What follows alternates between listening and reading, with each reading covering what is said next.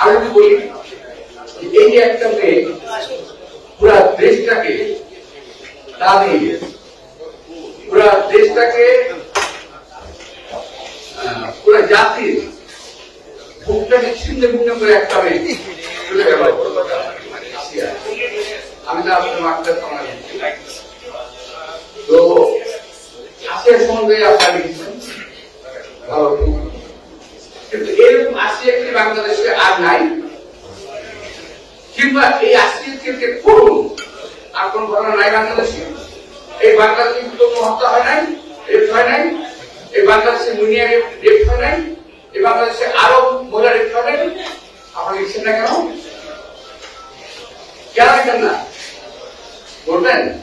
বলতে পারবেন না। অনেকেই জায়গা মতো বসে আছে, যারা আপনাদের অনেকের সঙ্গে যোগাযোগ করেন। সরি, আমার কথা এরকমই হয় ভাই, আপনি জায়গা মতো বসে আছে, জায়গা মতো ওখান থেকে অনেকেই অনেকের সঙ্গে যোগাযোগ করে দেখা হবে।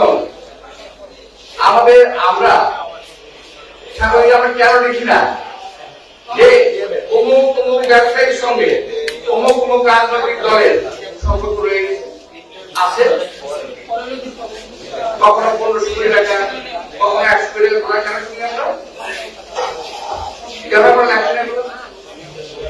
সাংবাদিক ভাইরা, আমি আমার মনটাই খারাপ, কিন্তু রোজার মধ্যে আমাদের খারাপ হয়ে গেছে। আমি সমাজে আমি আমরা বলছি যে আপনাদের সাংবাদিকদের জায়গায় তো অনেক অনেক অনেক ছোট্ট সাংবাদিক পাবেন না।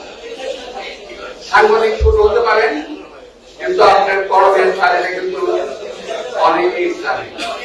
মুসলিম চাইতে মুসলিম জোর অনেক, এরকম বলে গেছেন। মুসলিম চাইতে মুসলিম জোর অনেক। সুতরাং আপনাদের লেখা, আমাদের বলা, আমাদের কথায় কিন্তু জাতি অনেক লাভ পেয়েছে।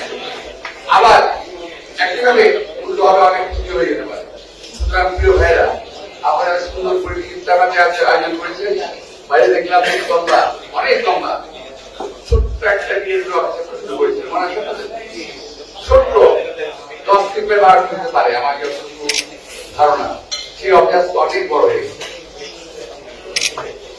আপনাদেরকে আমি যারা বড় সাংবাদিক ভাইরা আছেন তাদেরকে বলে একটু জায়গা দিয়ে আসছিলাম আমাদের ওখানে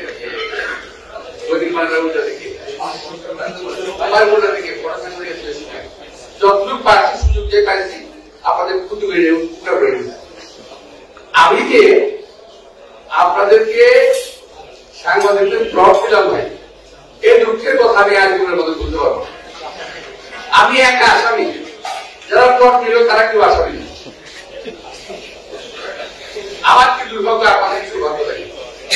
সাংবাদিকরা কেউ আসামি না, আমি একা আসামি। কে চলতেছে? একজন সাংবাদিককে দেখছেন মির্জা আব্বাস সাহেব আমাকে আমাদেরকে ব্লগটা দিচ্ছে, আমরা ধরো জুড়ে করি নাই, আমাদের টাকা আমি সুযোগ নাই, সব চাও খাওয়াই বরং উনি একটা টাকা খাওয়াই বলতে বললেন, বলেন এখনো বলবেন না। আমার মামলা কিন্তু চলতেছে ভাই, আমি আর বলি জেলে হয়ে যেতে পারে, কিন্তু একটা সাংবাদিক একদিন বলে কি জজ সাহেব বলতো, 10টা সাংবাদিক বলতো জজ সাহেব আব্বাস সাহেব তো নির্দোষ, ওরা কেন মাফ করে আসতে হবে? বলেন না ভাই, জীবনে একটা শান্তি নিজে বলেন। তো ভাই আমার পাশে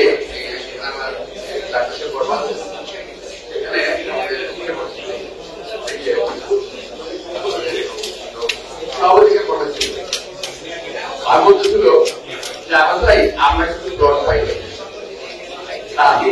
বললাম শরীরটা আমার গরম ছিল, যাদেরকে দিয়েছিল তার নাই, তারপর আমিও দিলাম, যাদের দিচ্ছি তারাও নাই। আজকে তো এখানে কেউ নাই। আর যাই হোক, তো এখন এভাবে তো হবে না, বরং যেটুকু প্লট দিয়ে আসছি ওইটা আপনাকে আপনারা একটু ডাবল করে নেন, চার তারা বিস্তারা ব্যাপারটা করেন, সবাই অংশ নেন। আমি বুদ্ধি দিয়ে গেলাম সবাই দেব। আমার আজকে ব্লগ তো বহে নাই, আমার মধ্যে একটু প্রলাপ হয়েছে, আমি দুঃখিত। আমার প্রভাবের জন্য কেউ রাগ করবেন না। আমি একটা বাস্তব কথাটা বললাম, আমি মাত্র বিশ্বাসী, মাত্র কথা বলতে ভালোবাসি।